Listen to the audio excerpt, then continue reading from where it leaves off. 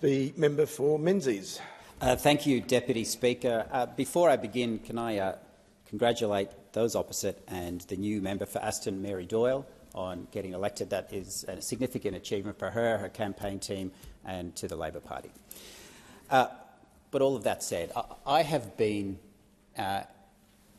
in this parliament for not even a year, but I have been an observer of politics long enough to remember when commentators were talking about wall-to-wall Liberal governments and what that meant.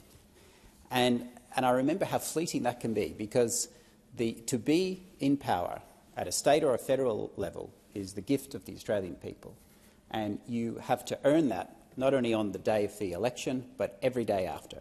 And there is no doubt, for those who will compare notes on the Aston by-election, cost of living was one of the top issues.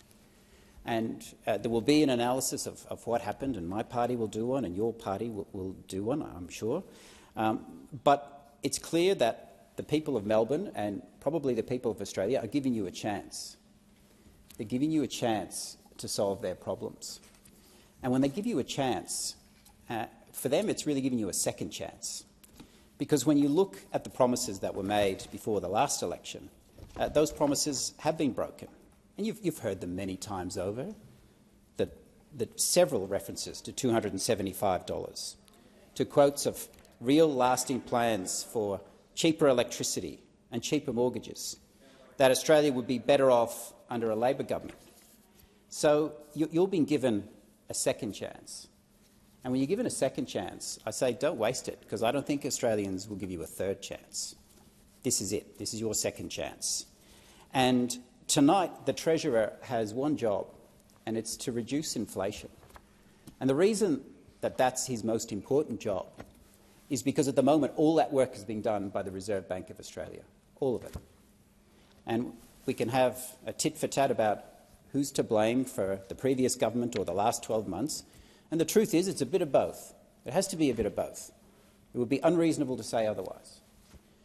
But what you do is on you. And what you do can't be that you leave it all to the Reserve Bank. There has to be a role for fiscal policy. Because when we think back to the latest or the last increase by the RBA, that was devastating for Australian families because it caught them off guard. They weren't expecting it.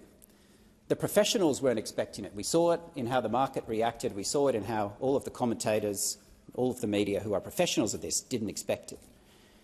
And one of the reasons it happened was because the RBA is addressing something that the government should be assisting with, and that is core inflation.